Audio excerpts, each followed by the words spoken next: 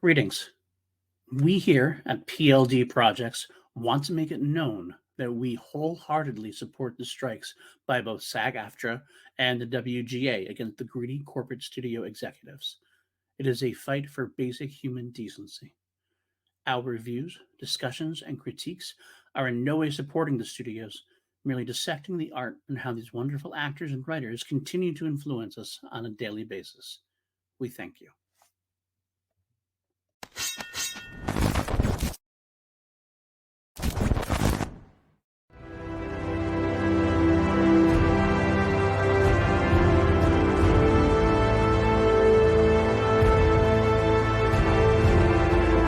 PLD Projects presents Holy Snokes, the Star Wars podcast, featuring PLD and Matty Gunner. May the Force be with you, always.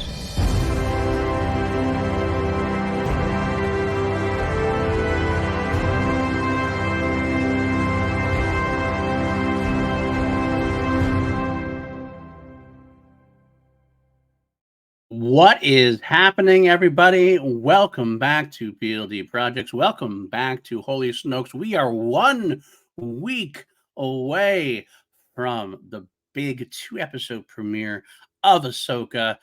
My nipples are hard.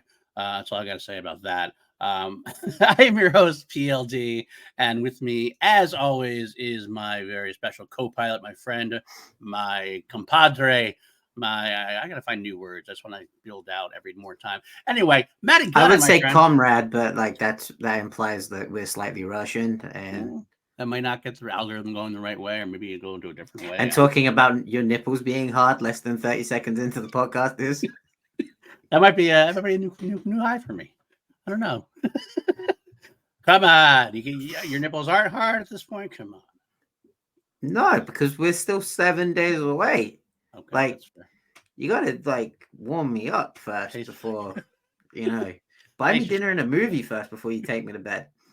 Well, then that's what I shall do if I have to, my friend. But how are you doing this week? I'm doing good. Busy, keeping myself in and out of trouble. But I'm excited. I doubt that highly. Out of trouble, I highly doubt. Hey, I can only do so much. But yeah, I'm excited for Ahsoka. I'm probably not as excited as you are yet, or like the general population, the general fandom is. But I feel like we're gonna touch on that in a little bit. But yeah, we're getting new Star Wars soon. This is a good time. Yeah, this is a warning for all you folks out there. Matty might just be going a little red-eyed today, a little bit. He's got the dark side burning inside of him at this point, man. Let it out. I'm going to be as the Red Eyes like to say, I'm going to be a gray Jedi. I'm gonna touch the dark without realizing that's not exactly how the Force works. It's not how the dark side works. But go off with your stupid gray Jedi takes. There we go. Classic Matty Gunner rant. I'm getting warmed up. I don't think I've had one in a while. It has been a little bit. It has been a little bit. I mean, we've always played kind of the angles here. I've definitely always been the more diplomatic of us. That's just my role. Your role is definitely the assassin in waiting. And I don't think you can defend. I don't think I've thought about this because I'm like, how is he going to defend us? I don't think you've got. I don't think you can stand on any three of your legs. Don't tempt me. I don't underestimate my power. Don't underestimate your third leg. That's right, exactly. I am the Obi-Wan Kenobi in the situation. I'm the negotiator. You are the Anakin Skywalker, though. So maybe I should not underestimate your power. I don't know. You shouldn't underestimate my power. I don't know. We'll figure it out when we get there. But we will get there. We're going to touch base on some news here and there, of course, as we do on this podcast. Talk all sorts of Star Wars news. And we also have a topic today. We're going to go deep dive into what we consider the essential Rebels storylines as we are getting close to Ahsoka.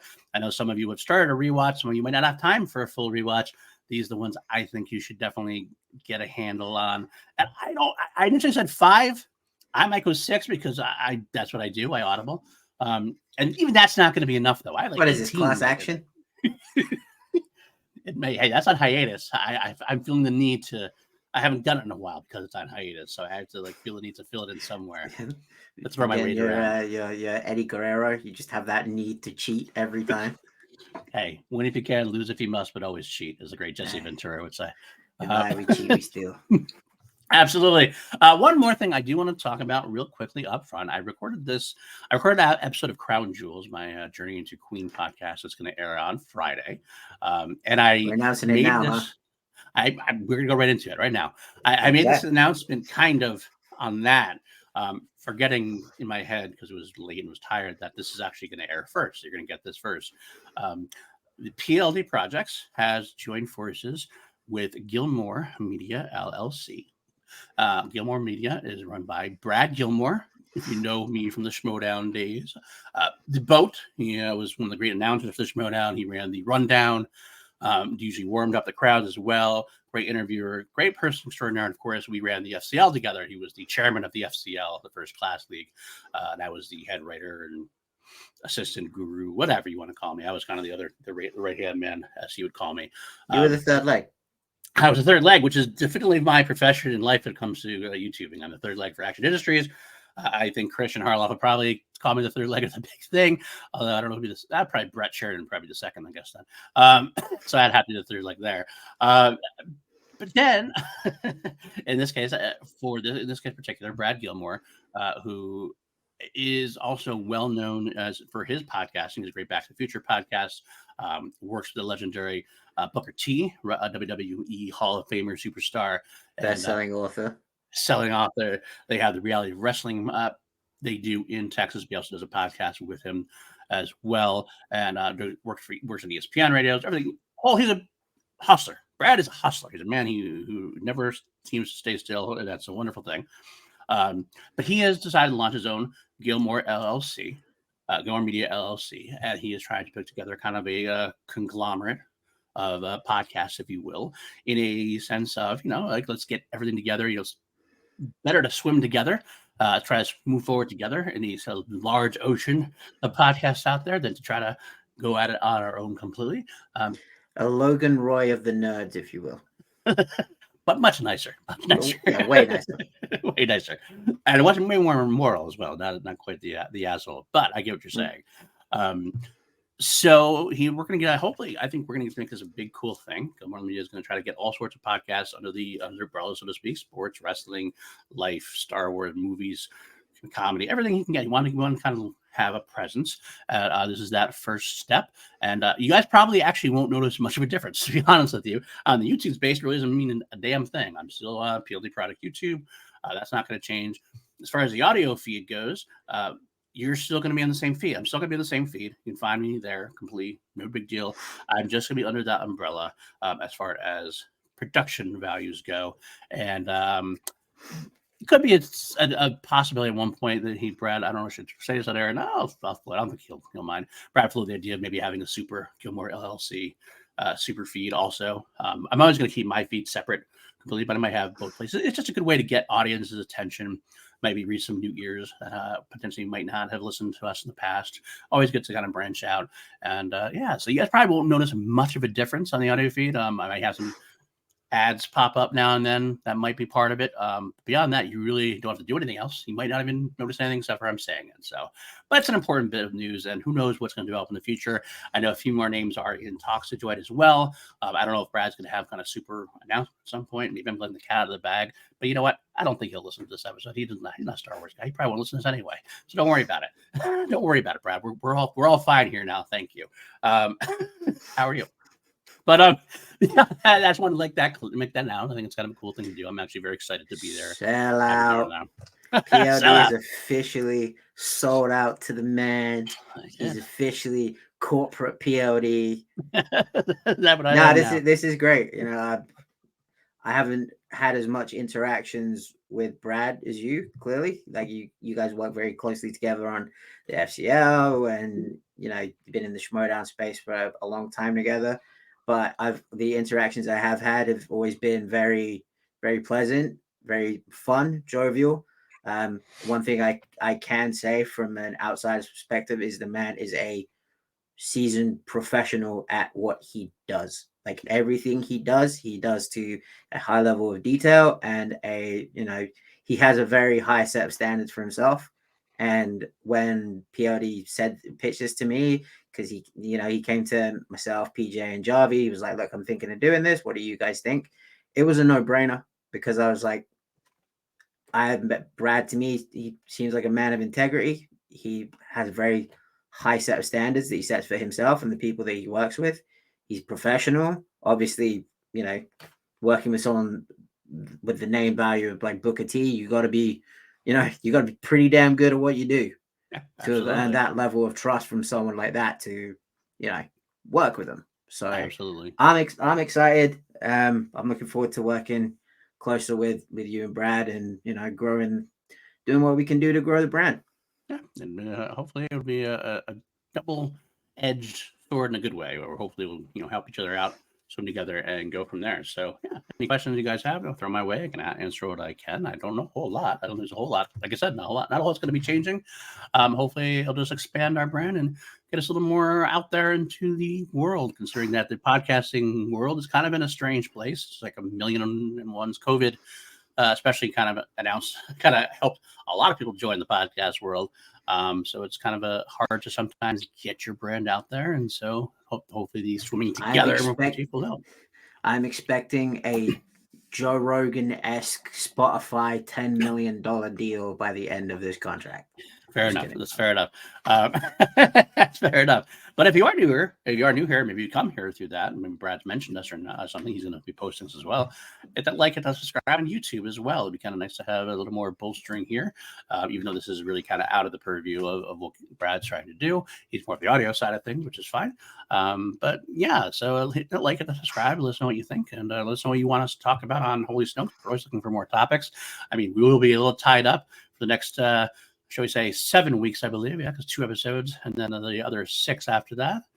2-episode premiere. I'd say 8, because we like to do a general season overview once we've done the initial episode. So yeah, I'd say like 7-8 weeks.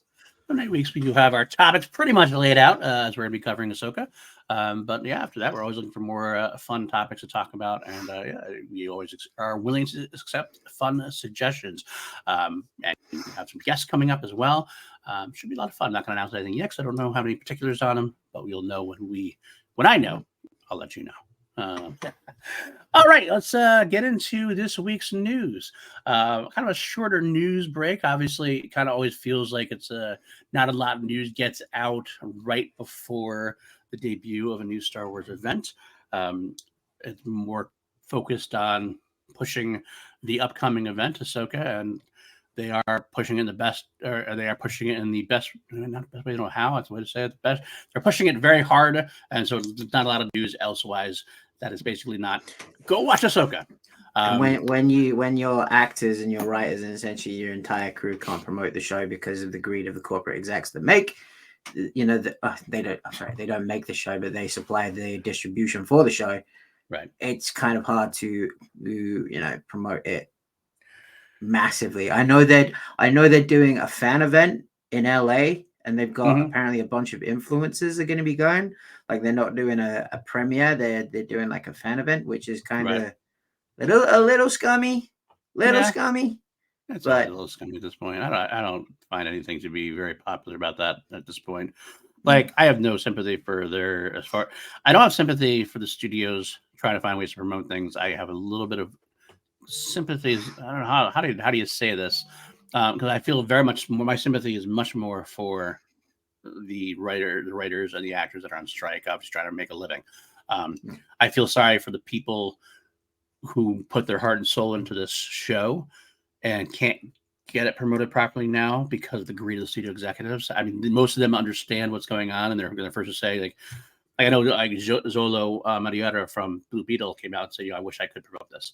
I love this, but I understand this is like my big break. This is my big movie break. But this strike comes first, and the strike is more important than me pushing forward my movie career per se. So what I was saying is like the double-edged sword. I feel bad because I know a lot of people involved really love the product from everything they've said leading up to it. Like Rosario Dawson couldn't stop talking about it when she could.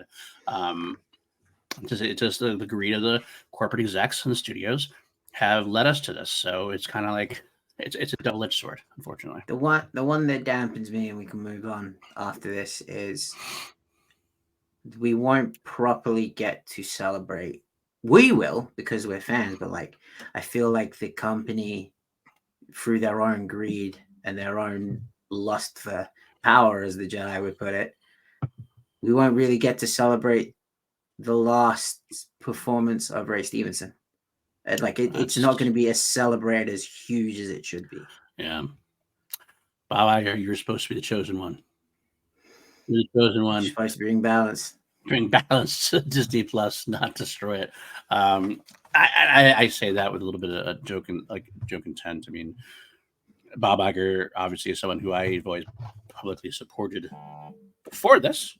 I publicly support him. And I don't want to say all of a sudden I just don't support him, because I think he is overall a good executive, and he's done I think a lot for Disney and a lot for. He's good at his job. He's just a scummy dude. It's just I don't even know if he's a scummy dude. He's towing the line now. He's got to toe the line as far as it goes. He doesn't have to, but he's towing the line. I disagree with him heavily. I disagree with him heavily on this particular stance. But I mean, I'm always going to disagree with him. I agree with a lot of his other stances. A lot of the other things he's said, and a lot of the actions he's taken, I've agreed with. So I'm not going to say I can never listen to the guy again, but I do not approve of his current stance with standing with the studios. And hopefully we'll get enough pressure on them to come back to the table and get something done. That's going to work for everybody. So, but that was my main thing of like, this is essentially, I don't know if he's got anything that was like shot after this, but like this is the last performance that I know of Ray Stevenson. So like there should be something, right? Like this should be a bigger deal than it's probably. Maybe it's just because I'm from the UK, which is like I have like a bigger relationship of like watching him growing up than like maybe people over your side of the pond might do. But it's kind of like this is a big deal. Yes. And it just doesn't feel like that we can celebrate it enough. We will on this channel and in this fandom, we will. But like absolutely, the Joe public that like only watches Star Wars stuff because they see the trailers, they see the TV spots, they're gonna be like, oh, cool. Yeah, it is highly unfortunate. Again, I agree that I wish we could properly celebrate the work the man has put in on many things, not even just Ahsoka. I mean, just Star Wars. Not even Gar Saxon. He's done a lot of cool things over the course of the years.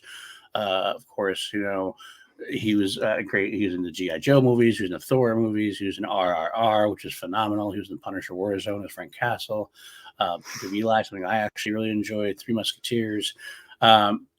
He's a very talented guy. I've always thought the world of him. Of course, Rome is what he's probably best known for. Maybe, probably Rome. Maybe. Either way. Yeah, maybe. Either way. It is sad, and hopefully it'll something that when the strike ends, maybe we can come back. Maybe we'll get some more celebration. But it does feel like it's an unfortunate incident at this point, as far as not being able to properly celebrate the man's work.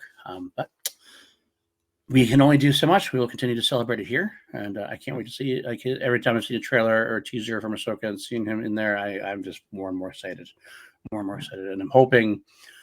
What I'm hoping about more is that the more and more I hope is that his character had some kind of resolution in Ahsoka, because I think it'd be even sadder if like his character had like a lot of open ends or something, and he wouldn't be able to continue it. I'm not saying he has to die or anything. I don't know. I'm not predicting anything. I don't know anything. Obviously, I'm Joe Schmo fan like you, like everybody out there. But it would be nice if he had a finality to the role that we would have to worry about. Like not because like not talking for canon's sake, for story's sake. I'm talking about like if he has something further to go on, he obviously can't continue it, and obviously he had such a great time with Ahsoka from what we heard from Celebration. So yeah, life sometimes gets you, man. It sometimes gets you. All right, let's get into that news bits now. One I wasn't going to talk about at first. I really was going to let it pass But then I saw some panicked people on Twitter who seemed to be a little scared more than they should have been. They kind of like jumped the gun and were a little bit reactionary, not necessarily in a bad way. They were just, I mean, they were positive people who were just scared of what it meant. But from Star Wars Newsnet, there is a report. ILM announced that they were shutting down the VFX and animation operations in Singapore, specifically the studio over there. That was known primarily for like being the hub of where the Clone Wars started in 2006. The studio currently employed 300 people who are going to be forced to either find other work or potentially relocate. They said they are doing so to consolidate its global footprint due to economic factors affecting the industry. Now, does it suck for the 300 people who are working there and they have to find a new job, or whatever? Yeah, it does. I've also heard that ILM and Star Wars and Lucasfilm, ILM has been very positive about what they're going to do. They're having a job fair there, trying to get people to move over to different studios, things of that nature. So they're being very proactive, giving them a lot of time to find new positions either within the company or new positions as a whole. But I wanted to mention it specifically because some people on Twitter seem to think this was going to really affect Lucasfilm Animation as a whole, and like, oh, are we still getting Bad Batch? Is Bad Batch canceled? Is Tales of the Jedi canceled? Or is after Bad Batch, are we going to get no more animation? Yada yada. I seemed very strong and very reactionary, and I can understand that because I mean, obviously, closing an animation studio doesn't mean you're not expanding it, so you are consolidating it. But it seemed very much, very, red flag. Like, oh god, sky is falling. To the point where the Pablo Hidalgo himself, who kind of has been more of a recluse, the keeper of the timeline. He was a recluse for a little bit. He got offline. He's been coming back a little bit here and there. He specifically came out from the shadows, so to speak, and replied and said, "This is not where the animation for shows like the Clone Wars, Rebels, or Bad Batch was done. It's based out of San Francisco with overseas partners like Polygon and CGCG and others as listed in the show's credit. The studio was absolutely essential to getting the show up and running, but they expanded to other work. You can see which episodes they worked heavily on in the end credits of the episodes, usually listed as animation services. Anyway, I'm not the one to predict what the future may or may not hold, but thought I'd note where the more recent works were coming from." Which basically, to me, reads, this is not a big deal as far as the Star Wars product goes. I don't want to I'm not trying to make light of it. Big deal to 300 people, employees, absolutely. Big deal as far as animation in general. But as far as the Star Wars content goes, I don't think we're going to see I don't think there's any change in plan beyond what we've already heard. Are we going to cut down a little bit?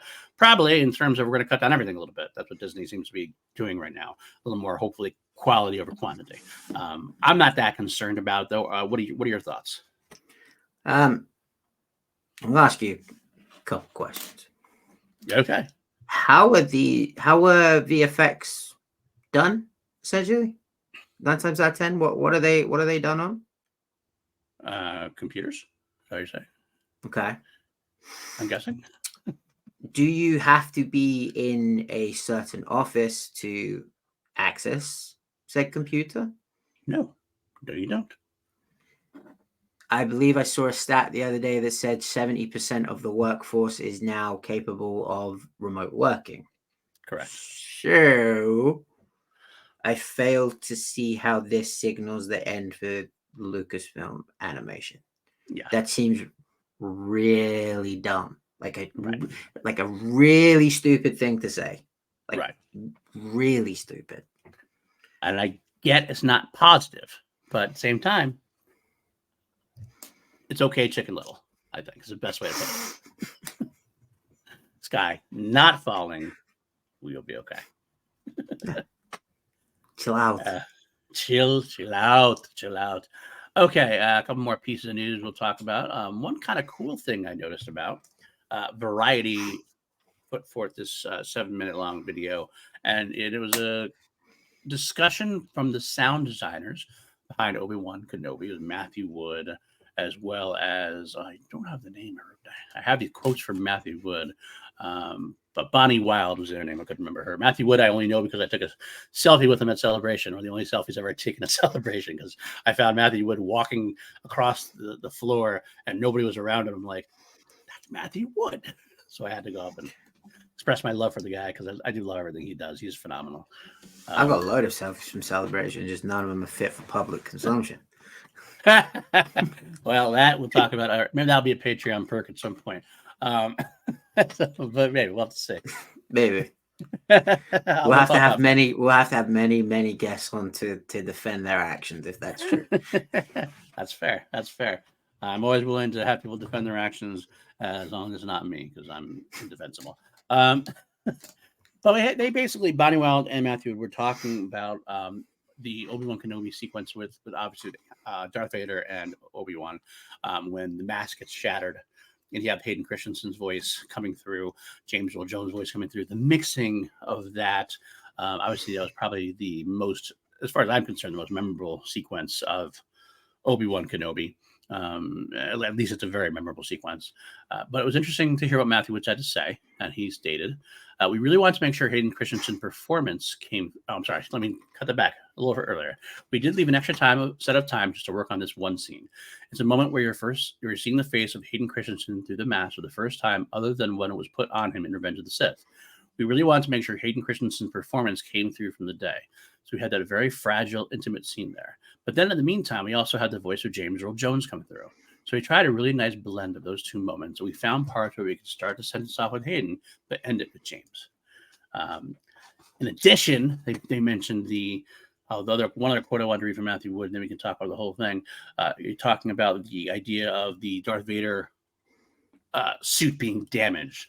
And he mentioned specifically how they had it Return of the Jedi. What they did now. We always have to update the sound for the sound stage of today. Disney Plus has an Atmos track, and Bonnie and the mixed crews updated that together. You'll have an instance where something we might have touched on before, like Vader having trouble breathing, we did that in Return of the Jedi, but certainly this particular show has a whole different set of colors to fill in for that particular moment. We really tried to make the crack mask sound scary, like it was starting to malfunction to the point where his body is not going to function anymore. So Obi-Wan is effectively leaving him for dead again. So no news there, but I think it's kind of a fun bit of curio. I mean, like hearing the background stuff, the thought behind that. Matthew Wood always has a lot going on in his mind, and he always seems to have that duty of care, the duty of care that he has to make this work. I think he does a splendid job, especially in Obi-Wan. I love this sequence, and I think it's handled sound-wise absolutely perfectly. Yeah, and he also the stuff with the B-1 battle droids is arguably some of the best dialogue in Star Wars, like point blank period. So like some of my absolute favorite dialogue comes from the battle droids. With this, yeah, I remember seeing during the fight between Obi-Wan and Vader, when Obi-Wan took the hilt of his lightsaber and started ramming it into Vader's chest plate. I was like, holy shit, why didn't anyone think of that before? Right? Yeah.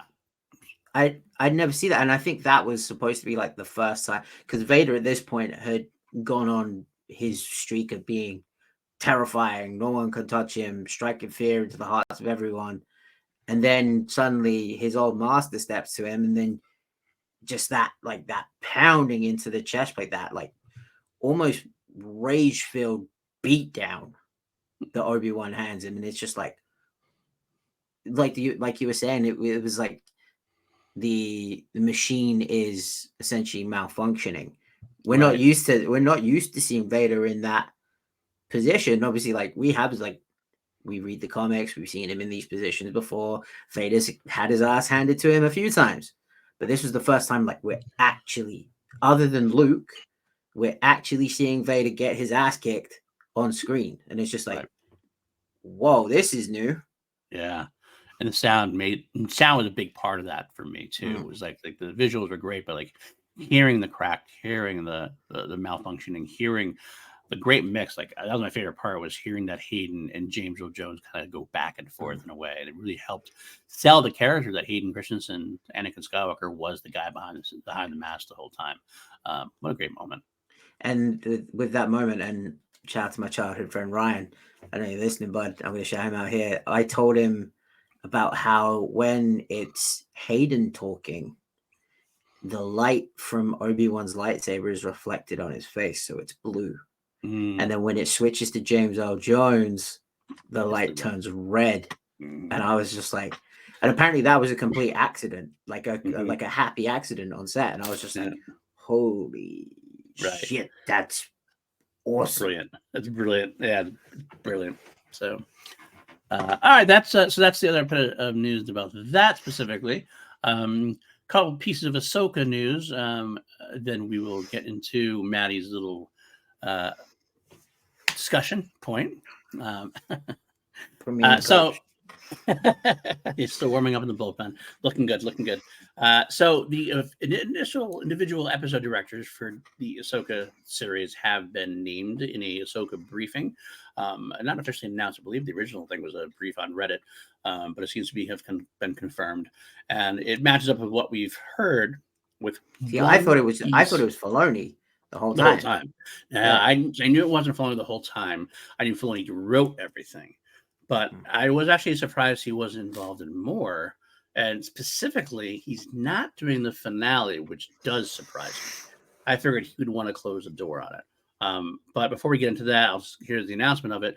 Dave Filoni is going to be directing episodes 1 and episode 5. Steph Green is episode 2 and episode 3. Peter Ramsey is directing episode 4. Jennifer Getzinger is episode 6. Geeta Vasant Patel, episode 7. And then Rick Famuyiwa is directing episode 8. Rick what? I always say it quickly because I can never say it properly. Famuyiwa. That's what I said. Rick Famuyiwa directing episode 8. I love the guy. I love his work. I just have a hard time saying his name for whatever reason. I apologize. You have to call me out on that, son of a bitch. I'm getting warmed up. There you go. But yeah, it does surprise me, honestly, that Rick's directing episode 8 because I thought Filoni would want to. The Filoni is definitely directing episode 1 makes all sense in the world to me. I actually figured he was going to direct 3 episodes and he was going to direct 1, 2, and then he'd come back for the finale. That's what I kind of had in my head, but he's not 1, 5, and then that's it. I thought he was doing all right. That's I can kind of understand that as well, but I think that'd be too much for him to do in one series. He's got to.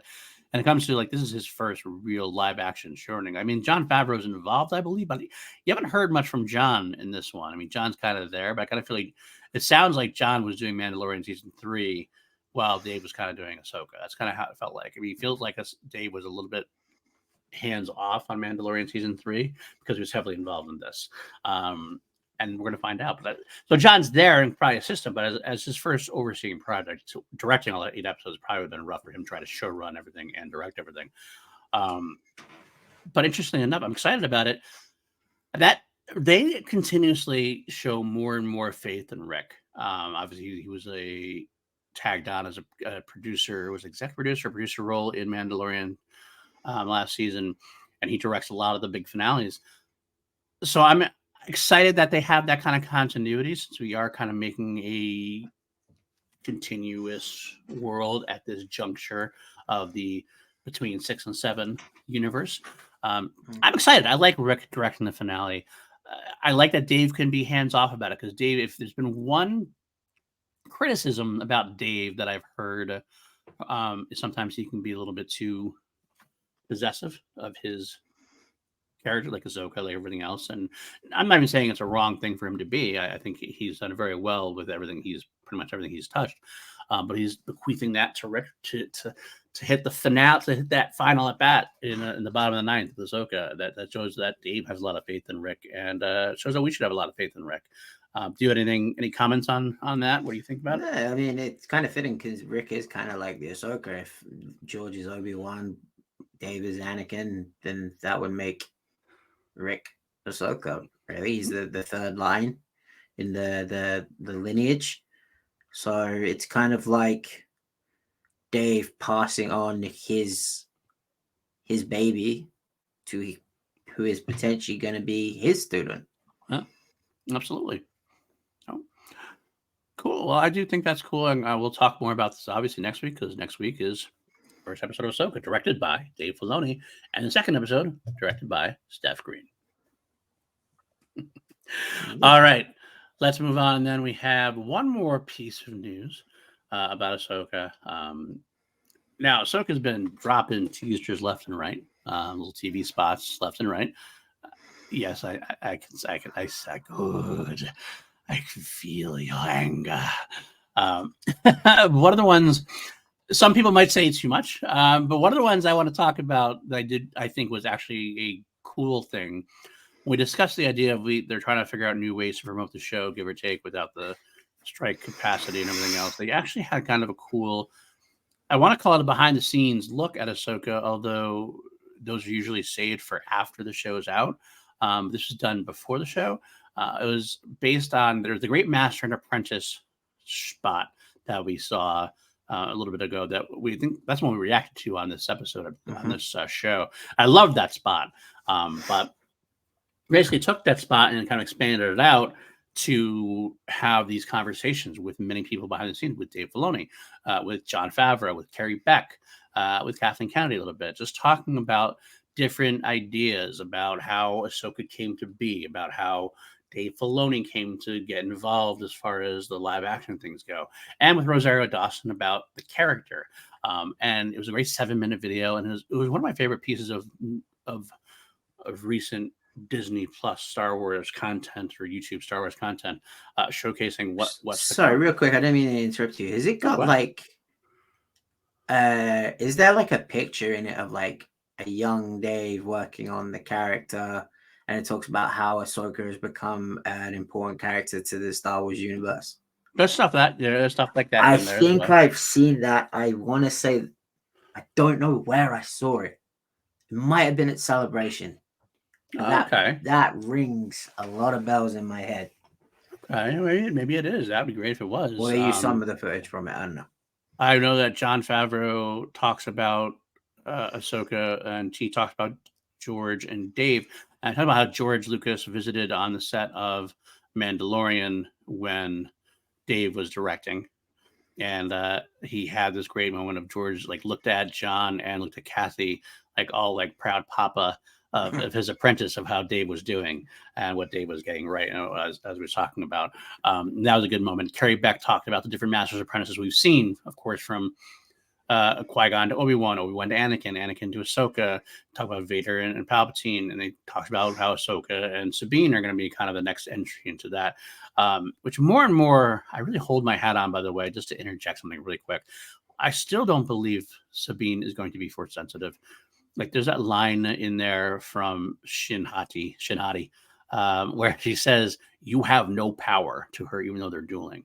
I think that's the case. She has no force power. She's just going to still hang in there against someone who does, because of her Mandalorian training and because of her, obviously, her training with Ahsoka. I think that's what's going to be. You can have a master apprentice relationship. It doesn't involve necessarily learning the force. It's more about learning, because the Jedi, it's kind of like, I think it's like a new look at what the Jedi could be. You could do everything. You can act like a Jedi and hold the core tenets of the Jedi in yourself and be a true Jedi without the Force.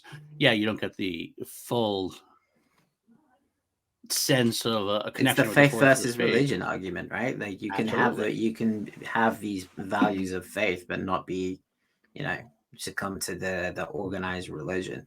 Right. So you can be in both. So I think someone is basically teaching her to be someone good, to be someone at peace with themselves, to be, able to stand up to cruelty and evil, even if they can't move rocks around, as Ray would have said in episode 8 at that point. So I just want to interject that real quick. But anyway, it goes back to this particular video. Carrie Beck mentions that. They talk about Dave Filoni, talks about how he started. It's a great quip where he goes, and I've seen something like it before, but I always like seeing it, where he goes, "We have this idea for the Clone Wars where we're going to have this ragtag group of rebel type. It would be like a rebels group, and we had a Jedi and an apprentice. They had Ahsoka as the apprentice." And he goes, and then George looked at that, pointed at Ahsoka, and said, we're gonna make her the apprentice of Anakin Skywalker, and that'll be the show. And Dave looked at George and says, "But Anakin doesn't have an apprentice." And George looked back, paused for a second. Anakin has an apprentice. And that was it. It's basically just him saying, "Pipe down, young one. Daddy's talking." Right. And then going, okay, and I make it work now. And he talked about doing the Clone Wars and how he talked about jumping to live action with the Jedi episode of Mandalorian, and how that really, and he said if he was going to do something in live action, he wanted to do Ahsoka, because that was his baby and that's what he wanted to do. So putting her into that episode made a lot of sense. Jon Favreau talks about how this character is so important to the world now, it's the world of Star Wars and the fans of Star Wars, that moving her into live action made all the sense in the world. And then after the Jedi episode, he went to the Mandalorian, started going, well, this is now me stepping forward and now being able to do this on a more widescreen palette kind of thing, which is really kind of cool. Specifically, I want to say the quote from Dave during this was, Star Wars always has these great master apprentice relationships. When you step into Star Wars, you are part of a legacy. We had to uphold that history, and yet do this completely new and different thing. From the beginning of the series, Ahsoka is out there on the fringe of the galaxy. When she hears whispers of this warlord's return, she decides to enlist her friend's help. I'm telling the story about this mentor-student relationship that passes from Anakin to Ahsoka to Sabine. It's quite extraordinary to bring this to life. And then finally, last bit of from that, and you can comment on Dave's quote, everything else, was basically Rosario becoming Ahsoka. And Dave saying how Rosario has been a phenomenal actress. Kathleen Kennedy says this as well, and how she's really committed to doing the whole thing, like getting painted orange every day, getting the prosthetic put on. And Rosario says it's actually a shot of her in Ahsoka gear, saying it's hard for her to talk as Rosario while in the Ahsoka garb because it's a different feel for her, and how she works so hard on like getting proficient with her left hand as well as much as her right hand as far as swords go. So she, no matter how tired she was saying, sign me up for more, sign me up for more. I want to get more. I want to get more. Because lightsaber fights have to be real, because Star Wars fans will know the difference, as it were. And it's a great 7 minutes. It got me a little more hyped about it. But you didn't watch the video, I know. But you heard that quote of what Dave says. What are your thoughts on Dave's quote and maybe what Rosario was thinking as well? Yeah, I think Dave was right to say it's a story more of the master and apprentice, because I also feel like not only do him and George have that relationship, but also like him and the people he picks, like the writing team for the Bad Batch, the writing team for the Clone Wars, these directors that he brings in, Bryce Dallas Howard, who obviously has a strong connection to Star Wars through her dad. Like, we know the Jedi, they may take on a Padawan, but we know from further reading and further material that they essentially they take on the role of training everyone. Essentially, they'll each have like Obi-Wan will have a turn teaching the younglings, Yoda will have a turn teaching the younglings, and I feel like it's that passing on that generational knowledge, that generational wisdom down the line as these stories are told. So I feel like it's kind of just like a running theme of that. Right. Absolutely. I fully agree. So it's a great video. It's a great video. I definitely say that's one you can watch. You can watch that video without worrying about spoilers or anything to that effect. There's a little bit, I think there might be a smidge more footage in there at this point if you're trying to stay completely clean. I get it. But I think there's nothing in there that would be out of line for you to watch and get particularly hyped about it. So, but I know that we've had a lot of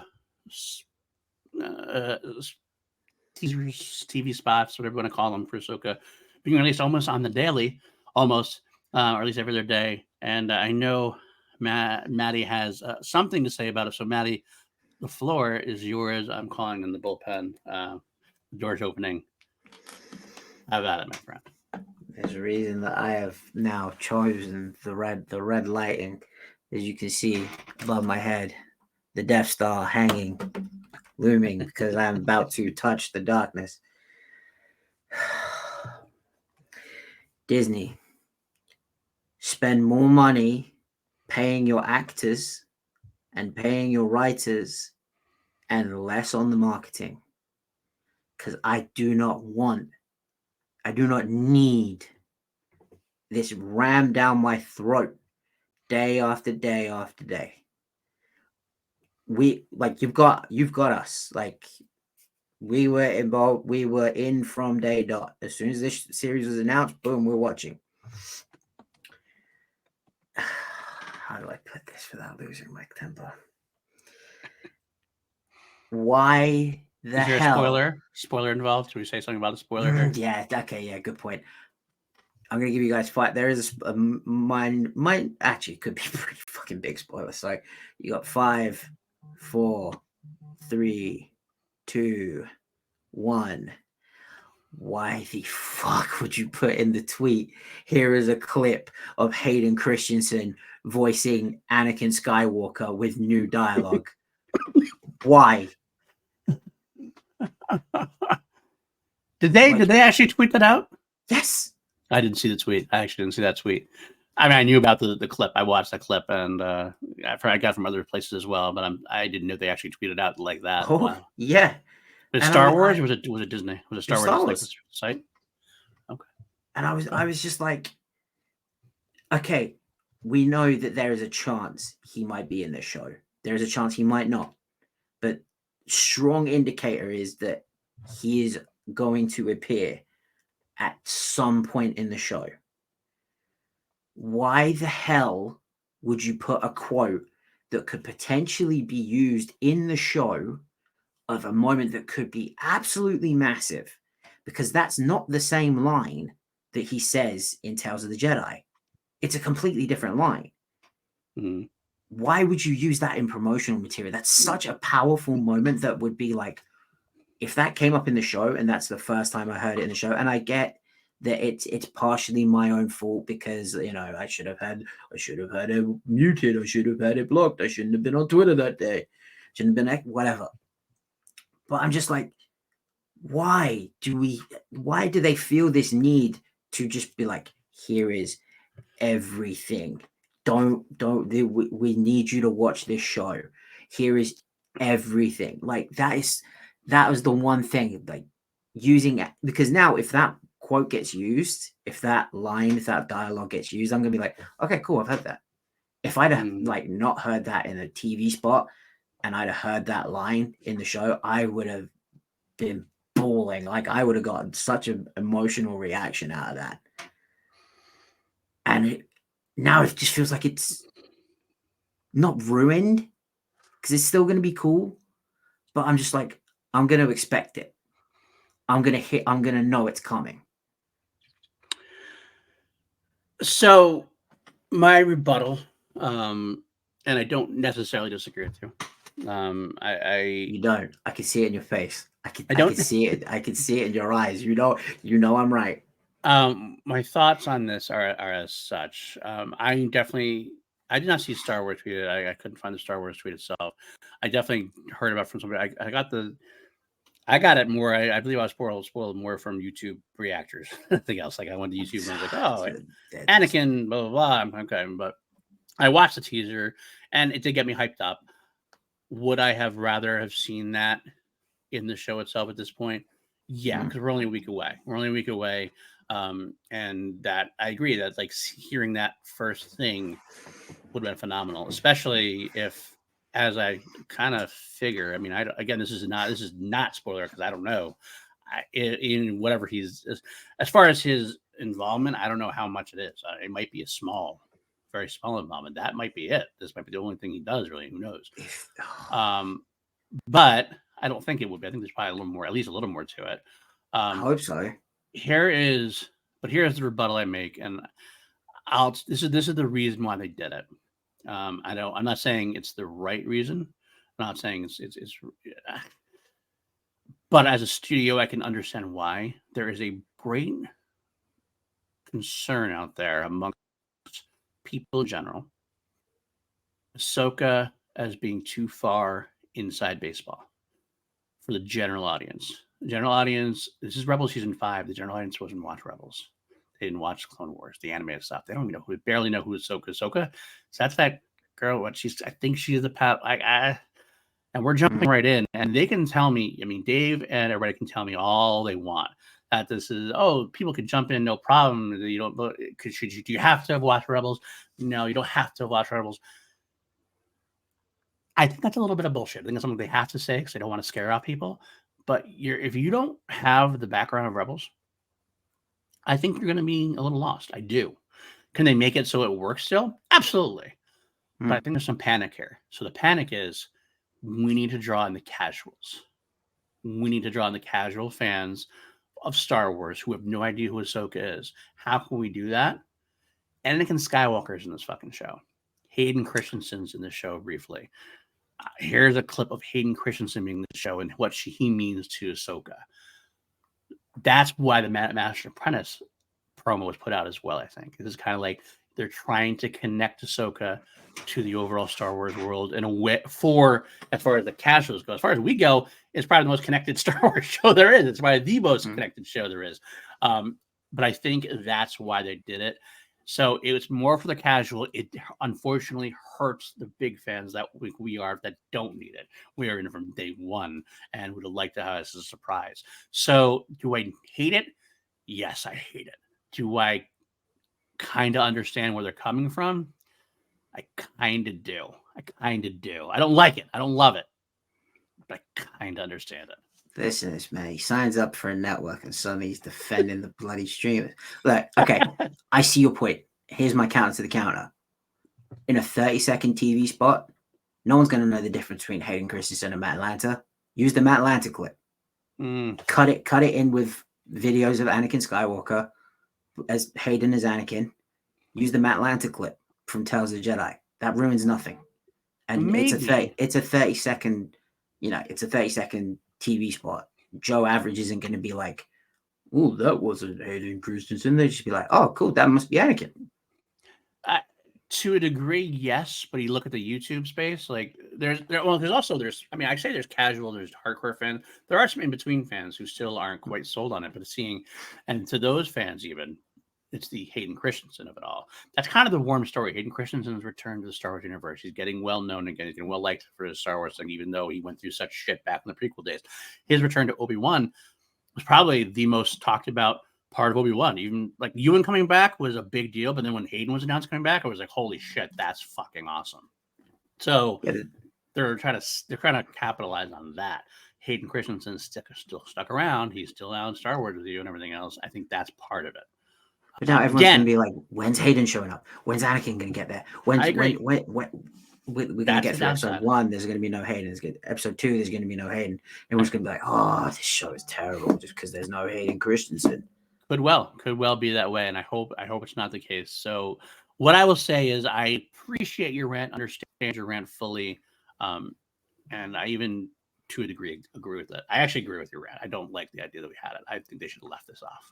I knew but I knew that we are the yin and the yang. We are the you are the daughter and I am the son. Like, oh no, you're more like the father. Like you're trying to like fuck it. Yeah, I guess that's how it works. Bring us together. I don't know who would the light be. Probably Joseph Scrimshaw, huh? Joseph Scrimshaw and Ken.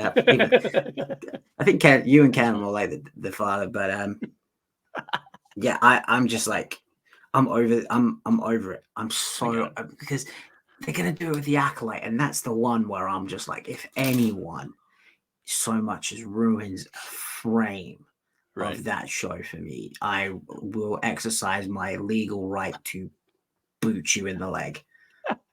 The good news on that is I don't think there's anything of that kind of size to really spoil per se. It would just be some footage. I mean, there's going to be TV spots. Obviously, there's going to be things, but I don't think there's anything headline grabby that's going to be like, oh, this happens for you. Like, oh shit, like it's going to be footage you can ignore. I think you can ignore the footage and stuff from that, unless that other big rumor that comes. I'm gonna go live in the dark side cave for that. But you already motorcycle. But you already disputed that rumor would never come to be. So, all right, that's it. It's now 53 minutes in. I'm gonna try to mark that down as that's where the spoiler talk ended. That spoiler was regarding the Ahsoka series. Most of you probably know what that spoiler is. It was involved in a TV spot, so it's hard to even label it as a spoiler nowadays because it's actually in the TV spot. So that's what we're talking about. If you want to know, if you want to go back and listen because that's what it is, then feel free to go back. But let's move on then. We're almost an hour in, and for 4 news bits, we really went off on those 4 news bits. Let's talk about our Essential Rebels storylines. We pushed this out like last week. We did our Essential 5 Ahsoka story arc, so to speak, and I pitched this forth as another 5 Rebels. I got to the point where I have like 10, 11. I had a hard time putting them down. I've got them down to 6. And even then, there's some honorable mentions that I don't want to like not at least put forth out there. But we're just going to do what we're going to do. Put forth. We can just talk a little bit about them. I'm not going to break them down completely. It's not a breakdown session. We're talk about the arcs a little bit and why we think they're important. and then we'll go from there. I think later on we're gonna have a full-on breakdown of some of these shows where we go back and do some rewatches during the downtime, so to speak. We'll do some rewatches here and there. So the dark times. Exactly. For the Jedi. For the Jedi. So I'm going to throw out my first honorable mention that I want to talk about real quick. Brothers of the Broken Horn. That's because the first appearance of Hondo and Rebels. Anyway, so let's go on. Nothing else important about it's that. fair. Nothing else more important about the Hondo watch. It's important for Hondo watch. Okay, my real number one that I'll talk about, I don't have these ranked in any way, shape, or form. I really just kind of looked through them and went, these are the important ones. I shouldn't have skipped, but I skipped the first opening, the first TV, the Spark of Rebellion. But that's actually almost good to talk about too. I'll let it go. I'm going to go with Fire Across the Galaxy, which was the end of season 1. And why this is important is season 1 basically introduces us to all the characters of Rebels, the main characters, the main team. It talks about them coming together.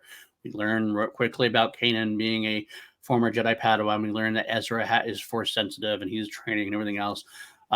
But a lot of people sometimes had a little bit of, this is the season where people had the most issue with, I think, overall, in terms of some people loved it, but it was very detached. It kind of felt detached. We did have some, obviously, the droids appeared at one point, and it had some issues here and there, but overall, they were kind of a separate episodic entity on its own, really kind of detached from the overall Star Wars universe.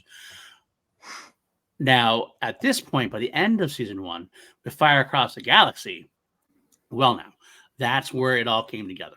We had Vader in there. We had the, spoiler alert, the Ahsoka Tano shows up and reveals herself as the apprentice lives. The apprentice lives. And she gets involved with the crew. The Grand Inquisitor has his ending during this one in a real kind of a strange way. I kind of was shocked at this ending there. We shouldn't go too far into spoilers. That might be a step ahead of spoilers. Well, are we doing spoilers for this or not? I mean, if we're talking about the Essentials arc, they've probably seen them already. Yeah, I think so too. It's probably what I'm thinking of. So, and we have, like I said, Vader comes into play and Tarkin's there. It just feels like it's much more. Okay, here's the Rebels. Here's how they start to fit in the overall grand scheme of things. Very powerful, this is where I felt like it came together and clicked fully for the first time. It's some clicking moments in the beginning of season 1. Some moments were good, some moments were, kind of not as developed, but then kind of like, okay, this is what Rebels is now, and this is where we're going to expand on this in the future. Nice. Is that the one where they find out about Ezra's parents escaping jail or trying to escape jail? I think that's a little later on. That's when we talk to Ryder Zaddy. That's right. Yeah. Because Ryder Zaddy's the one who did that. I had a theory about that. Side tangent, 2-second side tangent. Do you reckon they were in Narkina 5? No Way Out? That's a good question. That's a good question. My number 5. Maybe. My number 5. We're just going to get it out of the way. It's a no-duh pick, so let's just get out of the way. Twilight the Apprentice was sick. Everything about it. The Maul, going to Malachor, Sith Temple. I'm like, oh baby, this is my arc. This is the one for me. This is the one. Maul calling himself Old Master. I remember Alex Stars Explained talked about this, how when the trailer dropped and Maul was kind of in the shadows and he just called himself Old Master, how everyone on the internet would just like zoom in and like hit the brightness right until they saw it was Maul. And I remember that, and like everyone was like, oh man, they brought Maul back. I was like, yes, because Maul in this is essentially like playing Yoda. Like, I don't know if he ever met Yoda, but like it seems like he's pretending to be what he perceived Yoda to have been. Like maybe you would have heard what Yoda might have been like, and then just gets to the point where he just drops the disguise. He's like, "Fuck it, I'm more." He just like Ahsoka and Kanan are having problems dealing with the Inquisitors. Maul just comes in and straight decapitates them. which was good. That was my favorite moments. I was just It's like, oh yeah. this like the stuff between Ahsoka and Vader at the end. Cool story, bro. Great story moment. Loved it. Pushes the larger story point through. Give me more being a badass any day over anything. Maul blinding Kanan. That Very wasn't as episode. cool. That was a bit dirty. He poor bit dirty there. But I see what he's trying to do. Hey, don't again. Win if you can, lose if you must, but always cheat. And that's the dark side right all over the place. Light cheat still. Exactly. Darth Maul is definitely a heel. Come on. It's funny you mention that. No, I'm lying to myself because I didn't put it in my essentials. Only because the only reason I didn't put it in my essentials is because we talked about it last week in our essentials. So I'm like, good enough. Yeah, I got that last week. So it is kind of a cop out. It is kind of a cop out. To be fair, I was like, I know it's one of the essentials, but I wasn't going to talk about it too much because we already had kind of gotten into it a little bit. But you're not wrong. There is a lot more than just the Ahsoka side of it. So that's actually something I didn't consider because there's a lot of greatness as far as Rebels go. It's Ezra trying to find his place, having the master in Kanan, who is not completely satisfied with. He's trying to find his own way. He's more aggressive. He's kind of like has that Anakin in him, where he's not quite kind of a very Obi-Wan Anakin thing going on in terms of. Does Ezra blame Kanan for everything? Not quite, but he wants to do things a little differently than Kanan would do, and Kanan's not very receptive to that. So that leaves him open to finding the old master. In this case, so that'd be to Palpatine to Anakin as Maul to Ezra. It's that seduction of you are powerful, you can do this, you should be doing this, and they're going, hell yeah, I should be. At this point, and that's a big part of Ezra's journey. Absolutely. Let alone the badassery of Vader coming I was down. going to say, cool story, bro, but like, Maul, you're missing the overall point here. It's in my top 5 because of Maul. I get it. I get it. All right. We'll talk about the next one I have in here, which was Steps into Shadows, which is what happens right after. This is season 3's premiere, right after the end of remember the end of Twilight of the Apprentice. Vader and Ahsoka were left on Malachor. Vader, we didn't know if Ahsoka was alive or dead. That was the big thing for a long time. But the ending of it had Ezra and Kanan in goes with, and had especially Ezra with the Sith holocron, and then it ended with the episode with the holocron opening up for Ezra, which of course with a sign of, oh shit, is Ezra going dark? Yeah, yes, exactly. It was a great shot there at the end of the scene. I'm still talking about Twilight, it looks like, because it had that great music done. And he had his eyes, right? And for the audio listeners, that's the sound of Matty opening up his Sith holocron, which of course he has. I do have one of these. His eyes kind of goes into the red light, and it looks like is what's going on there. And here we are. We're taking a break. There's a time break between Twilight of the Apprentice and Step in the Shadows. We open up with Ezra on a mission to break out Hondo. So it's a Hondo episode, so I'm good with that. But he's very different. Not just his haircut. He's doing things that are kind of like iffy. Kind of like he starts like pushing the ATSC walker across. He starts basically killing a few stormtroopers like that didn't necessarily maybe need to be killed that way. It kind of felt dark. And I felt like, and he was basically excusing and saying, you know what, I'm doing what I have to do to get this done. We need to get this done. This needs to happen. And he does get Hondo off, and Hondo kind of actually, the humor undercuts that in a good way, I think, kind of, because if you dwell on too much, it becomes too much of a story. But it's a first part of seeing, okay, well, where's he going to next after the trauma of Twilight of the Apprentice? And it gets that kind of like question mark that we always have with Star Wars. It became a big deal with the series. I remember, like, I don't know if it was as big now as it was during the actual release time, but there was a time where it's like, is Ezra going dark? Is that what's going to happen here? Are we going to see Ezra pull an Anakin and go dark side? When's it going to happen? Will he or won't he? Will he or won't he? And this is that kind of like episode where it's like, huh. Maybe this is not good. This is not good. But Especially meanwhile, with beyond the temple guard warning, right? You know, the temple guard absolutely, warning Kanan, your apprentice will go to the dark side, and you won't be able to stop it. Absolutely, and Kanan's a little nervous about the whole thing. He doesn't know what's going on, and we also, of course, see Grand Admiral Thrawn, who is the big deal for everybody, making his parents starting to take a little hand in the situation. It just feels like they are all kind of starting to, like, it seems like that Twilight Princess was kind of that fulcrum, to use the better word, to use a word, not the Ahsoka fulcrum, and like kind of this is where now we're going to start towards that final goal of what the series is going to end like. And this is that first step, getting all those pieces on the board and the question marks that you have into place. It's good. I love it. I love it a lot. Yeah. It's also, Bendu there too. Yeah.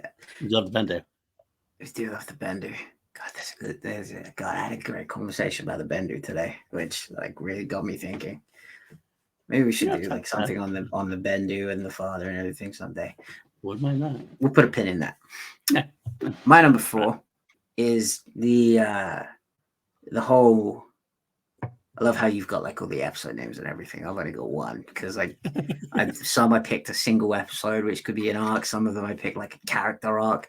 This one is like the whole Mandalorian versus the Empire arc, because I have a feeling that Dave may have watched 300 a couple of days before he wrote this arc, because it shows that even like this noble, powerful warrior race will bow to the boot of an empire and a god king, with the right amount of pressure. That like you can send your strongest, but at the end of the day, like you're gonna suffer the same fate. Right, absolutely. And it like the whole, as Sabine's mother turning on her, finding her brother, learning that family history, the little animation within the animation of learning the history of the Darksaber, and like that whole motif, and just really like diving deep into Mandalorian culture, and then finding out that Sabine got her artistic flavor. She's kind of like the Banksy of the Mandalorians from her father. And you wouldn't necessarily think that. That's kind of a flipping a narrative on its head. You would think the mother would be the artistic one and the father would be the warrior. It kind of flips it on its head. Especially the Mandalorian culture, absolutely. Yeah, it does seem like very much like the men provide and the women are the artists, the artisty types. It's just like hell no, dude. But and then you have just the handing over of the Darksaber, and the whole you don't know at the time, but like Dave is planting those seeds of like Bo-Katan may be taking it now, but that doesn't mean she's gonna earn the respect of the people just because she's taken the sword from Sabine. Absolutely. The Darksaber actually a very big important part of Mandalorian, as well as everything going forward. So I think Ahsoka, or Sabine in Ahsoka, is going to take a big role, and that Darksaber thing will be a big part of it to a degree. Not necessarily that Darksaber is going to be involved in the show at all, but what it meant to Sabine as a Mandalorian, what it means as a Jedi. Obviously, Darksaber is the Mandalorian Jedi, and here we are having a Mandalorian being maybe perhaps a forceless Jedi. That's a good point. Sabine never really got. This is like the one time that Sabine really got her due in Rebels. Like a lot of them had stories built around them. Sabine tended to be more of like a accessory piece, very cool accessory piece. But the Mandalorian arc, and then again the Darksaber arc, where she really got that focus on her character, and I think those will be absolutely important as far as what happens in Ahsoka, because that seems to be a big part of Ahsoka, especially the way they're marketing this at this point. Ahsoka is the master and Sabine being the apprentice. So I like what you're saying there. I think that's a great call. So, all right. Next thing, I'm gonna cut one out. I have to try to cut these out a little bit. So I'm trying to get down to 5. I will get down to 5. I will mention some before my last one. I'll talk about all the rest of my honorable mentions, so to speak. The one I will talk about next, though, is Now, you're talking spoilers. This is the big one. So if you haven't watched Rebels, I'm not going to put the spoiler thing because we're going to assume that you watched it. You're pretty much your big, but if not, you might want to step away. The episode's called Jedi Knight. Jedi Knight with a big N, not a K. And by the way, if you see my grape here going, it's because I have a new kitten, and the kitten is playful as hell and not want to be tamed. Oh, Dameron Barker, that's his name. That's to go along with my other cats. Long names, but it is what it is. Anyway, Jedi Knight. This is the episode, which is like Dave and John and everybody talk about Star Wars, how Master's Apprentice and everything else.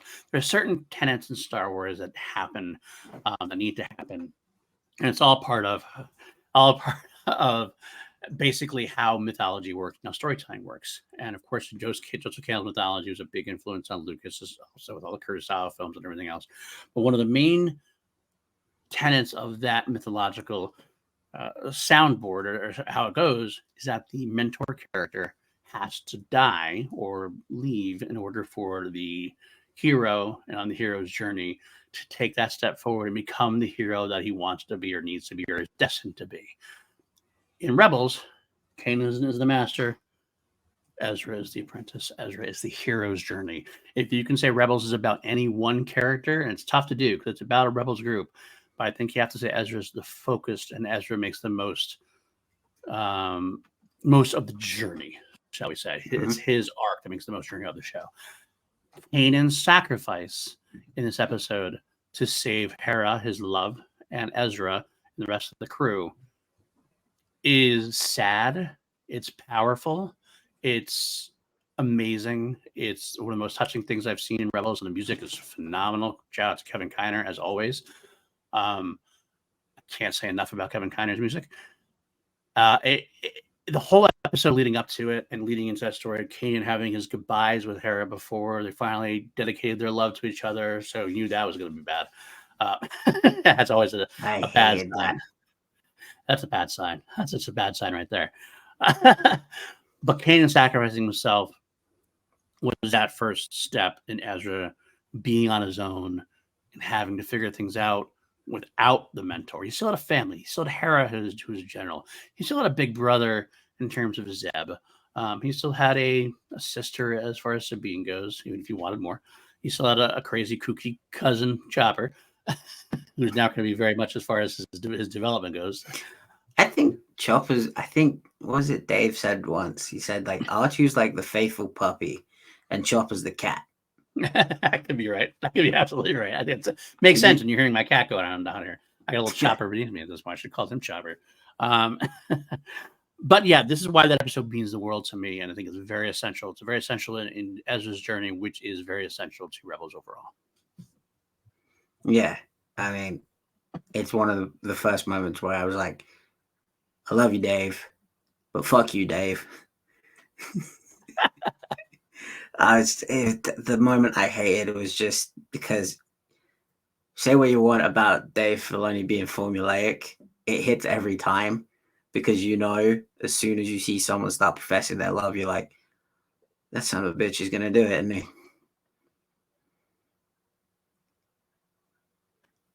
Yes, he absolutely is, and he does, and and his proteges do the same, and George Lucas will do the same. It's great storytelling.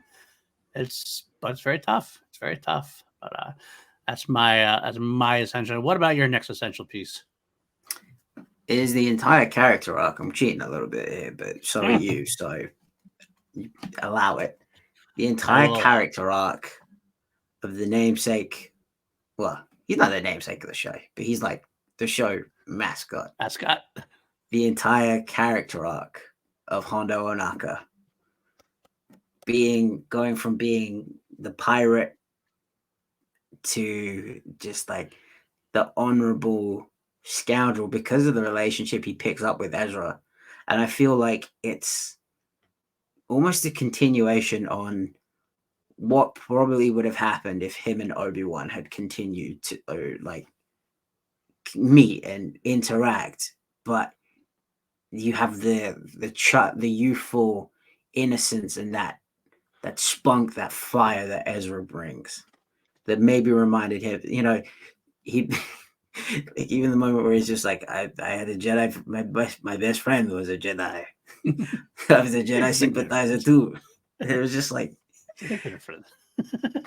and then you have like the stuff with him and As Morgan, every time he comes up on screen, I'm just like, oh, I hate you. You're just gross. And Can I interject something really quick, by the way, speaking of As Morgan? So I watched the Clone Wars unfinished arc, the Crystal Crisis arc, with my son because he loved the Clone Wars, and so he wanted to watch the unfinished arc. I was like, "Oh, that's cool. I'll watch that one with you." And the voice of the Utopian, like I forget the name of the race. They're the guy with the crystal, the Kyber crystal. They were selling it to the Separatists. It's voiced by the guy who voices Morgan. And I didn't notice that at first. And like Tyler looked at me and goes, "That's a Morgan." And I listened and I was like, "It is a Morgan." And I was like, "Oh God, stop it. I don't want to hear that. I don't want to hear this Morgan." No. It's like if he needed a character more despicable than him to make you be like, maybe Hondo's not so bad. Maybe that's what it is. He needed that character underneath him that's just like a real slime ball that you're just like, ugh, this guy again. Because that used to be Hondo. Yeah. But now we're like, he ain't so bad. To the point where we now have a campaign for him to show up in every single show. Well, I've been on the Hondo train for years. I don't know about you. I will say that with the characters of the show, seeing As Morgan definitely helps them out as far as Hondo goes. I will give you that for sure. I love what you're doing there. You can cheat all you want as far as that goes. I did not think of that cheat. That's a cool cheat to use. But I did actually put the family reunion and farewell in there. And I'm going to jump forward to that because it comments on that part of it is Hondo, honestly. One of the reasons why is I love exactly what you're saying. Hondo had a great arc in Rebels. One that I didn't love necessarily the first time I watched Rebels. It was more my rewatch that I saw more what I loved about it. Because in Clone Wars, he was much different. He was, well, not much different, but in a different state. Like he had the crew. He was definitely a successful pirate with this big crew and plundering and everything else. Whereas he lost that with the Empire a little bit. And in this one, he is down on his luck. He's all more solo. He has to do all the work himself. It was definitely different to see. I kind of preferred him with the power. And without the power, we had a great moment for him because he had to be more resourceful and more hustling because he had to do everything himself. But it was his relationship with Ezra that made the most. And he was not perfect. He sold them out a few times still, but he helped them out as well in humorous ways. But it got to the point where, Hondo is. It's hard to say he's the most loyal guy in the world because he will sell you out like if for a profit. But as far as Hondo goes, Ezra definitely hit something in his heart, in that place where his heart is, and made that heart grow a couple of sizes, like the Grinch, so to speak. Because that's that great line comparison. In that. That's thank you. It's a great line in the ending episodes. Like there's nothing I wouldn't do for that boy. Hondo never would have said that back in the Clone Wars era. He never would have said that. He's there. He's a loyal scoundrel. He has his Ugnaught partner as well, who he's loyal to, even if he kind of talks trash to him. Love the moment. It's the episode where they go to get the treasure, and he comes away with the box at the end, and he opens it up, and he's just like, "Friendship is a treasure in itself," because he sees his Ugnaughts in there instead of the treasure. I was like, "That's fucking genius." Of course, I love it. I love when during the ending episode, talking about the ending episode again, another Hondo moment was when you think, I forget the Ugnaughts name, we think he's killed, and Hondo's like, all you see the dark, like, "Oh my friend, oh my God," and you see him like wake up. You were lucky that you're with me because I'm gonna keep just back into his mode. And it's like you get to see that in the down deep Hondo. We get to see that we all know and love. We know he's down there, even though he's a scoundrel at heart. He's still got that kind of. Might be a small heart of gold, but still a heart of gold in there somewhere. But yeah, he does remind me of Jack Sparrow. Yeah, I could go with that. Absolutely. Absolutely go that route. That's a good choice. And Ezra's kind of like Will Turner because he has that youthful exuberance that like Jack kind of relates to. Yeah, Like he sees the younger him in Will, right. and like Ezra introduces himself to Hondo as Lando, and Yeah. you hear Hondo go, "You lied to me. Yeah. I have never. I am so proud of you." Proud. And I'm just like, Lied it's to that me. it's that parallel of Jack and Will that I'm just like, he is the Star Wars Jack Sparrow, and who Yeah, doesn't love Jack Sparrow? absolutely. Absolutely. Um, I'll continue with the rest of that episode because Hondo wasn't the only reason I picked the family reunion to farewell. Obviously, at this point, Ezra has made his claim, made his stake, figured out who he was, figured out who he had to be by the end. He was the savior of Lothal because that's what he could do. And he was going to save his friends and everybody else on Lothal by sacrificing himself, bringing Thrawn to the far outer rim or unknown, uncharted territory, wherever it was with the Burgo. And it was a sad moment because Ezra finally, it's like Ezra became what Kanan was at that point. He Even the was the same leader. pose at the end, Yeah. the holding the two things back with the Force. Yep. He was the Kanan. He was the leader of the crew. I mean, Hera is always the general, but Kanan was kind of like that field marshal general, kind of like the heart, soul of the warrior. He's like the rogue warrior. Well, Hera was the organizational pilot, hero, rebellion person, but it's kind of like a Kanan and actually Kanan and Hera remind me a little bit of Luke and Leia, obviously minus the incest. But Leia was the rebel; she was the rebel leader of the rebellion. Hera being a leader of the rebellion. Luke was the warrior going off do stuff. Kanan was the warrior going off doing stuff. Ezra became that Kanan character, the trusted leader, the hero, the one that they would look up to the way they looked up to Kanan because he finally knew who he was, knew he was supposed to be, and Kanan's teachings finally solidify within him. He had to do a few things on his own to get there, but this is where it made sense. This is where we leave off Ezra, which is going to have a definitely important part to play in the Ahsoka series. I feel so. Essential rebels right there. Yeah. God. I'm not gonna get teared up. You're not doing this to me. You're not doing this to me. My number two. We're moving on. The last battle. I love this episode because it's like it's the ultimate culmination of the heroes on both sides. You have the super tactical battle droid that's like, I have all of the Republic Commando and Jedi like plans downloaded into my brain. I have you captured. We are going to have one last battle because I want to win. I want to be the one to finish off the Clone Wars as it should have been with a separatist win. And then the Empire comes. And then you see Ezra slowly starts to be, what was the separatist mission to end the war? To fight against the Republic. Mm-hmm. Well, the Republic is now the Empire, right? Who are coming to wipe you out. Right. They are our enemy. They are still your enemy. So why don't we work together here? Right. And it's that ultimate ending of it's a war that should never have been fought because both sides were right. Yep. It was just the two sides being put together for a bigger goal by Palpatine, essentially playing everyone like puppets.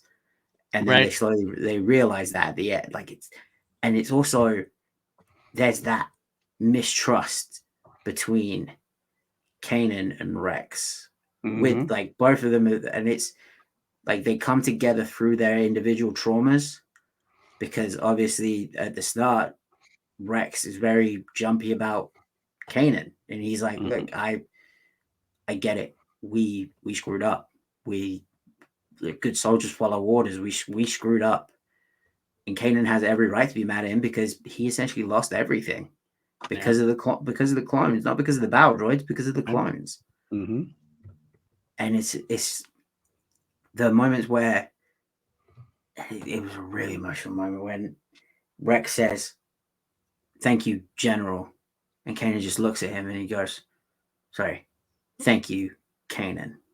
It's like he's ditched. He's like, it's over. The Clone Wars are now officially over, and they can be friends. Right. Good call. They can put the past behind them. Yeah, they both lost everything because of this war that wasn't theirs to fight. It wasn't the Separatists to fight. It wasn't the Republics to fight. Right.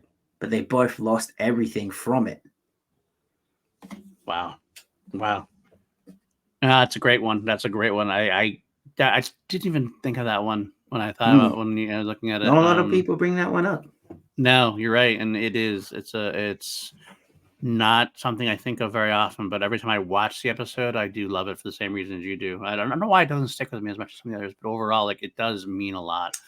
It is the end. I think it's because we're a lot further in the time. Like, the Clone Wars have been and done at this point. We're not even thinking about that. So it's just kind of like this should. So a lot of people might say this should have been put at the very end of the Clone Wars or the very start of Rebels to like seal this off.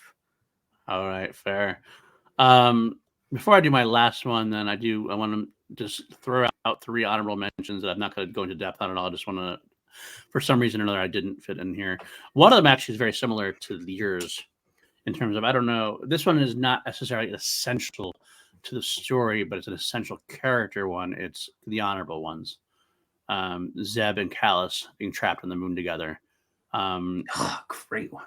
God, the moment, this is like, and spoilers for those, I'm sorry if you haven't watched this. At this point, you should know we're spoiling things. This is the start of Hot Callus as he becomes Callus eventually. It's the greatest, like, seeing these two who have such animosity towards each other, being forced to work together, but they're both honorable people. One on the rebellion side, one on the Empire. Callus is an honorable person as well. Heroes on both sides. And they have to work together. And there's a couple moments where Callus could have killed Zeb at the end. He doesn't, because Zeb helped him. And I love, the best part about the episode to me is the juxtaposition of Zeb finding his family, the rebels finding him, and then being happy he's back, and they're celebrating, yada yada. When Callus makes it back to the Star Cruiser, it's almost like they didn't know he was gone. And so Callus goes back to his crew, or his bunk there. He just sits down on the bunk, and it's actually kind of reminiscent of what happens with Crosshair a little bit too. And he realizes that the Empire doesn't care, and the Imperials don't care, and that Zeb has found something real with people who care about him. And I think that's where Callus finally goes, you know what? This ends now. It's a great moment. Sorry, it's one of my honorable mentions I want to throw out there. I will just quickly piggyback on the cool moment where they're discussing of Callus having the Lasat weapon, and Zeb is like, you shouldn't have that. Like, that's for Lasat God to have. And Callus is like, no, he gave it to me because I beat him. He gave it to me. And Zeb's like, Zeb looks at me. He's like, oh. And I can't remember the name of the right that they have about like their feet in combat, but like, I was just like, damn. And I know that we later find out that Callus like exaggerated his role in the extinction of the Lasat people, but I thought that was a really cool moment of like, yeah, you killed all my people, right? But at least you did. You got that weapon honorably by like the way of our custom. You didn't just kill the guy and take it from him. Right. Perhaps totally. I killed a Jedi and took it from him. Perhaps I killed a Lasat and took it from him. Right. Real quick, the last 2 I'll do. The Ghost of Geonosis is another one, because you get to see the kind of like the long. It's funny, one character in Star Wars who gets like the longest character arc because he doesn't have his own story, his own show. He always kind of he has bits and bobs in every show. It's Saw Gerrera. And Saw Gerrera, who I know we still hold a lot of anger towards. I get it. I understand. But this is a piece of Saw Gerrera here is important to determine where he is.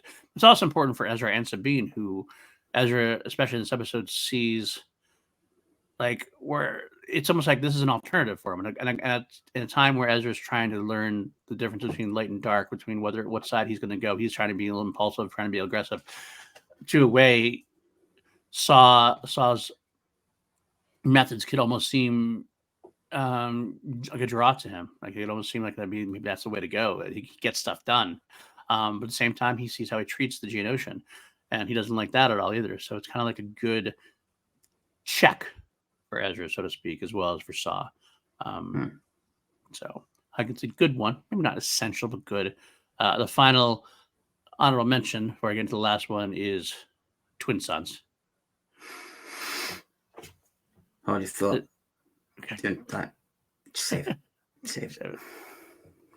Is that you want to go ahead and do your essential? I'll save mine for the end. Shall we? Go ahead. If it's your essential, then do it. It's Twin Sons. Okay, fair enough. Totally got it. The whole arc of getting the holocron, and you have Ezra, who his entire goal is to destroy the Sith, and Maul is searching for Kenobi. And then you see as soon as I heard, what's the secret to destroying the Sith? And Ezra just goes, I see twin sons. And I was like, oh, this is that moment that Dave has in his shows where he ties everything to the greater picture. Like this is okay. This is the moment. We're getting it now.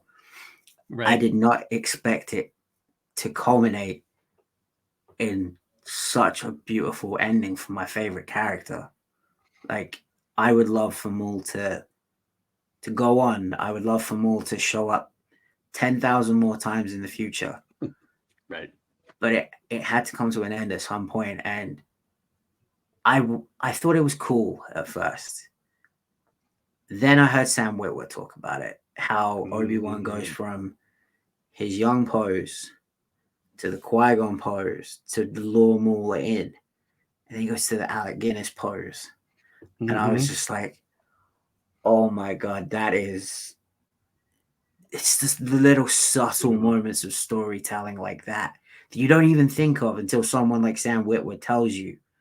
And you're just like, that just makes it even more beautiful. And the fact that Obi-Wan buried him, like he gave Darth Maul a Jedi's funeral, like he burnt him on the pyre, like he had that level of respect and admiration for a man who essentially took everything from him in his master, his love. He's like the last remnant of a time that he probably wants to forget ever happened to him.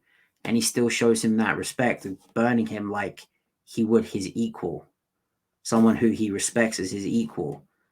And then we get the shot at the end. We hear the Luke. I was just like, that's beautiful. That whole coming together of like the end of one journey and the start of another. And it probably has nothing to do with Rebels, like that whole story of Obi-Wan and Maul, but as essential Star Wars, I think you're hard pressed to find something more essential than that. I fully 100,000% agree with you. And actually, it's kind of funny. I would put this episode as essential Star Wars more than I would put it as essential Rebels. That makes sense. It's like it's definitely this is more of a. This is why I convinced myself to kick it out of my essential Rebels, because it's more essential Star Wars than essential Rebels. Because he needed Ezra to get there, so it counts. Right? No, absolutely no. And I'm not knocking you for having it as essential Rebels, because I completely understand. Like I said, I had to convince myself, and I barely did, and that's only because I need to knock it down to 5. This is absolutely one of my favorite episodes of Rebels. One of my favorite pieces of Star Wars content of all time. Goes against it subverts your expectations. Like you expect this big drawn out battle between Obi-Wan and Darth Maul ends in 2 seconds, the way it should, the way it was always meant to be. You see Obi-Wan dealing with compassion for a fallen enemy, someone who by all intents and purposes, no one would have. Like if you had been through what Obi-Wan had been through at the hands of Darth Maul, you wouldn't be showing him mercy at the end, compassion at the end. It's a big person, it's a big Jedi to do that. Obi-Wan is that Jedi. It's that pity, because Maul even says, like, look at what has become of you, a rat in the desert. And Right. everyone just goes, look what I've risen above. Like, look at Mhm. you. Like, what Yeah, what even are you now? 100%. I love the fact that he turns Ezra away. He's not the savior. Ezra came looking for him. He's like, you are following your own, what you want to follow. You are hearing what the force is telling you what you want to hear. You're interpreting things to how you want them to be. I'm doing my part. You have to do your part. My part isn't to come be the Jedi General anymore. I'm not the Jedi General at this point. Hmm. That's something for you guys to do. I am doing this with Luke. This is my job. I will be here to clean up the mess that is Darth Maul, because that is my final. Like, that's the one that I have to take care of, because he's here, especially now, because he is effectively infringing upon what I am here to do, which is to protect Luke. Hmm. It is a beautiful moment. Again, I love what you said about what Sam Witwer said, everything else. I appreciate that. I watched that in full time. I'm like, oh, I love what he's doing there. I love the fact that he does the Qui-Gon thing, like how Qui-Gon defeated, or how Maul killed Qui-Gon. He tries to pull the same move, and Obi-Wan's like, I'm not gonna do that. I'm not having any of that, because I've been there. I've seen that. I've done that. I've lived this life. I've learned from my experiences. You haven't, Maul. You're still the same hate-filled creature, Even when he fueled by hate. dies, right? He says, is he the chosen one? Yes. You will avenge us. He will avenge us. It's like it's still on his mind, even in death. Mm-hmm. Everyone doesn't even have to. Like, he understands, like, he can't force Maul to be any different, but he is. But he's different, and it's a beautiful sentiment. It's wonderful to see Obi-Wan in this capacity. I love seeing Stephen Sand's voice Obi-Wan, the old Alec Guinness voice, which is perfectly well done. Yeah, I love this episode. I do. It's wonderful. I'm glad you let me go on about it, because it's your essential. So. Yep. Finally, last one I had audibled and put forth the finale in because of your Honda work. But the last one goes back a little bit further to that, and that is World Between Worlds. Many ways, shapes, or forms. This is essential Rebels, and it's essential Ahsoka, and it's essential everything. Because this is going to have a lot to do with what we're doing with here. We get to see the past. But this is where Ezra takes another huge step towards that goal of what he gets in the finale of becoming who he's supposed to be. He is on his own. He's lost. He does not necessarily know what he's doing without Kanan. He's kind of making things up as he goes along at this point. He finds his way within the world between worlds, where we're hearing all these voices. And what a cool moment it is for Star Wars, hearing all these voices from the past and the future. I remember watching and hearing Rey. I'm like, what the hell is going on here? What is this? But you hear all these kind of cool things. Ezra gets to save Ahsoka from death from Twilight Apprentice. This is the answer to our question: is Ahsoka lives? Saving Ahsoka from Twilight Apprentice, letting her be in the Ahsoka series actually at this point, because that's the definitive that Ezra hadn't done that, Ahsoka was going to die at the hands of Darth Vader, for sure. But then, how tough and how to a man who's been to a young man who's been traumatized like Ezra has, and to losing his father figure, he sees himself saving Ahsoka. So what else is he going to think of? He's going to think, I saved Ahsoka. I can save Kanan. I can save my father. And he finds Kanan, and he could have saved Kanan.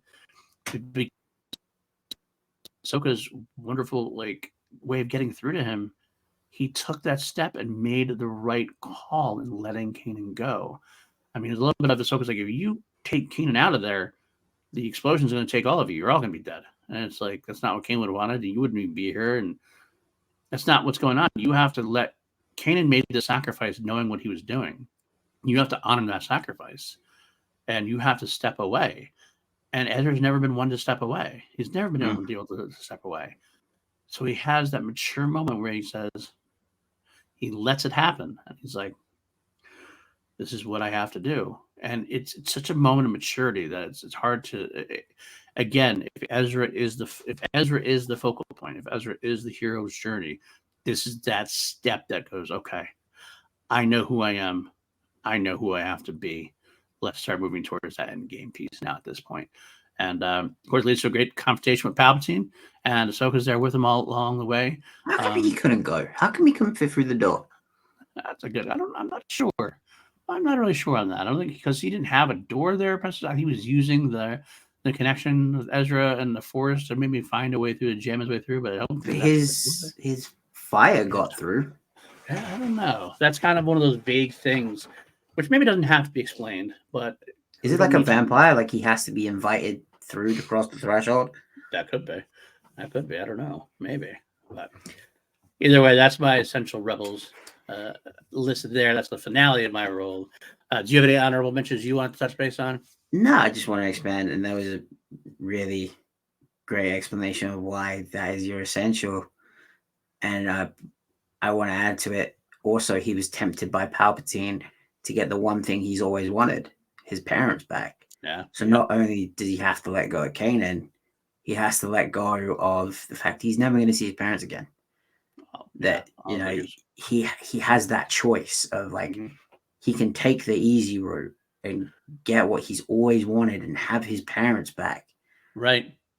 But he's going to give into the dark if he does it. And he learned enough from Kanan to know that that is not the way to go. Yeah. That's a good call. That's a great call. Absolutely part of it.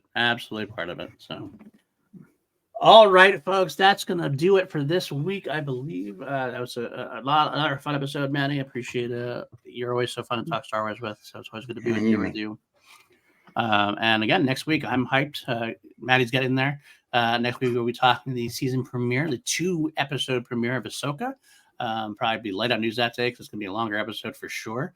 That'll be our main topic. I'm sure we're going to break that son bitch down, as it were. Again, if you is your first time here, click that like, subscribe. If you're on the audio feed, leave us a 5-star rating and let us know what you think. Please, it helps the podcast out greatly. And if you can help the podcast out even further, patreon.com/PLD projects. Got a great crew like Austin Goodell, Jeremiah Morris, Matthew Kearns, Brandon Buckingham, Jeff Alterman, and a bunch of others. I really appreciate you guys helping to keep the lights on. I couldn't do it without you. You guys are wonderful. And if you can't join the Patreon, I fully understand. I understand these are the times are what they are. But if you want to help us out, just like, subscribe, and share it with your friends. Let us know we're here. And of course, I'm at Paul_Denuzio on Twitter, at PLD Projects on Threads. Reach out. Let me know what you think on DMs me there. I'm always willing to talk more about Star Wars with anybody on PLD Projects, actually. But where can the folks find you, Matty? You can find me on Threads and Instagram at Matty_Gunner. You can find my band Mourner, MOURNER, on all DSPs. You can find me here on Holy Snokes every Wednesday.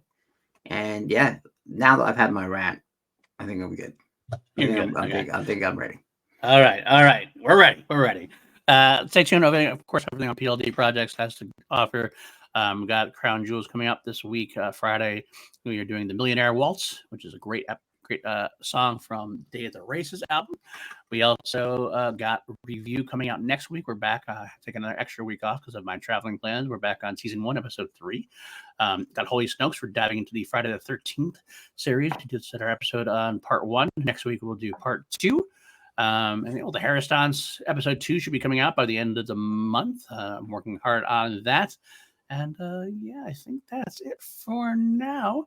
Maybe more announcements to come. Who knows? You never know what the future will bring. That's either here or there. Is near now. That's for later. Stay tuned. May the Force be with you. We'll see you next week. Goodbye. May the Force be with you. Always.